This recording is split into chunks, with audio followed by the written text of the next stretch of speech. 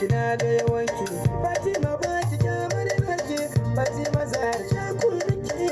san dauran nake miki waka